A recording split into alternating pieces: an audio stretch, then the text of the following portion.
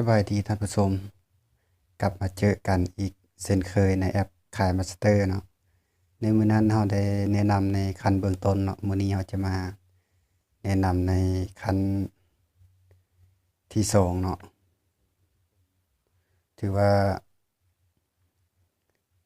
สิมาแนะนำขั้นที่2ให้มันละเอียดกว่าเก่าเนาะแต่ว่าขั้นฮอดขั้นนี้แล้วรับรองว่าต้องใช้เป็นแน่นอนเนาะสำหรับแอปขายมาสเตอร์เนาะมีน้องคนหนึ่งบอกว่า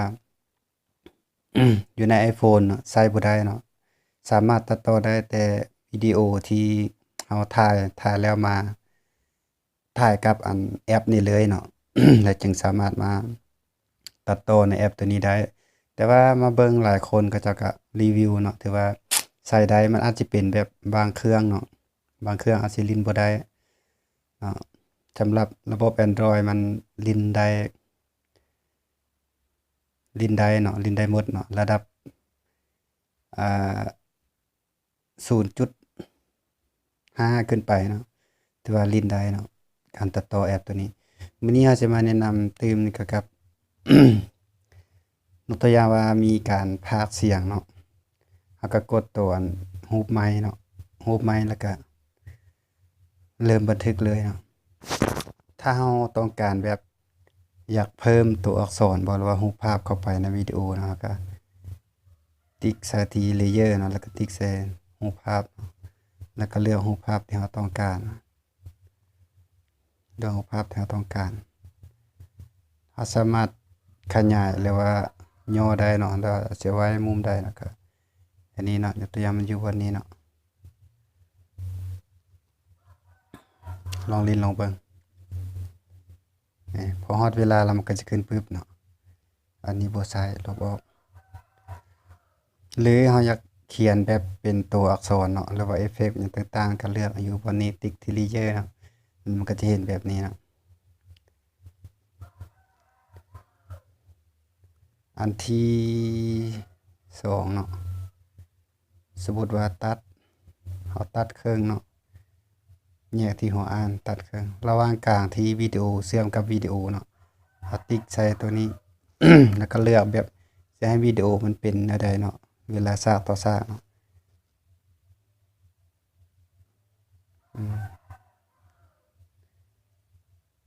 แบบนี้นะอยากได้ตัวใดก็เราอยากได้ตัวใดก็เลือกเอาเลยเนาะแล้วก็กดติ๊กถูกเนาะ สมมุติว่าอยากเพิ่มวิดีโอเข้าไปนะตัวอย่างว่าวิดีโอเราตัดมันมีหลายตอนเวลาเราถ่ายมาแล้วอยากเอาเข้านำการก็ติ๊กใส่ว่าสิเอาจากวิดีโอแล้วก็ติ๊กถูกมันก็จะเข้าเป็นหลายๆวิดีโออยู่ในนำเดียวนี้แล้วเราสามารถตัดต่อได้หลังจากที่เราตัดต่อแล้วเรียบร้อยเนาะเราก็กดตัวนี้ตัวเบื้องเทิงนี่เนาะตัวนี้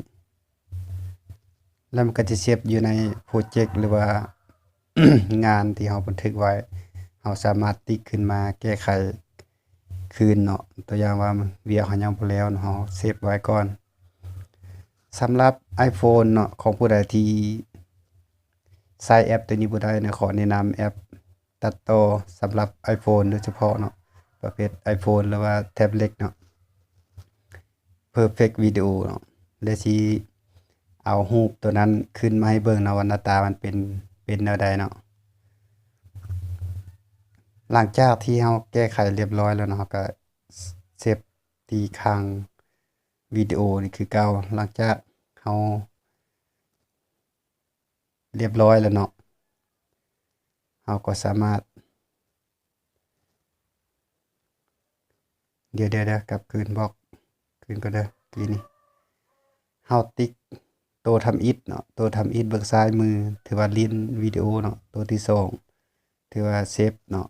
เซฟแล้วก็ติ๊กใส่ Export เนาะ Export ก็ถือว่าเป็นการเซฟไว้ในแกลเลอรีเนาะแต่ว่าโดนเติบเนาะเพื่อสิให้มันอ่าเซฟแล้วนะเนาะใช้เวลาโดนสมควรเนาะหลังจากที่เซฟแล้วเนาะจะสังเกตเห็นมีเครื่องลิ้นอยู่เบื้องเทิงนี่เราลิ้นลองเบิ่งเนาะ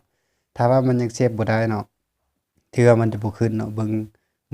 มุมแจเบื้องขวามือนี่เนาะ หลังจากถ้าเราบ่มั่นใจเนาะเรา export แล้วเราเข้าไปเบิ่งในแกลเลอรีว่ามันเซฟได้หรือบ่ถ้าหากยังบ่ได้เนาะเราก็กลับคืนมา export คือเก่าเนาะอันนั้นมันเรียกว่าเรา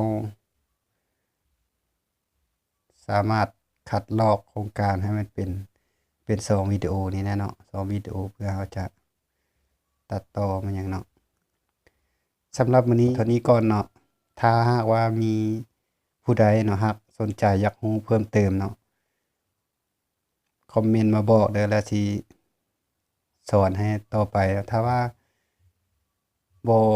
บ่คักใจเนาะอยากเบิ่งของคนอื่นเนาะก็เบิ่งตามยูทูบเนาะเพราะว่าก็หลายๆคนที่เขาเจ้าสอนไว้เนาะบ่ว่าสิเป็น KineMaster บ่มันหยังหลายแนวแล้วเนาะ มันมีหลายแอปเนาะสำหรับการตัดต่อวิดีโอขึ้นกับเจ้าถนัดตัวใดเจ้าก็ใช้ตัวนั้นเนาะแต่ว่าบางวิดีโอมันการตัดต่อมันก็สิดีอยู่แต่ว่าเรื่องลูกลิ้นบ่หรือว่าการที่ประกอบเข้าในวิดีโอมันอาจจะบ่สมบูรณ์แบบก็มีเนาะบางแอปเนาะบางแอปก็ใช้ยากก็มีเนาะแต่ว่าสำหรับข้อยแล้วใช้ตัวนี้เนาะถือว่าคือว่ามันดีเนาะก็เลยใช้ตัวนี้เนาะเอามื้อนี้จบส่ำนี้ก่อนเนาะ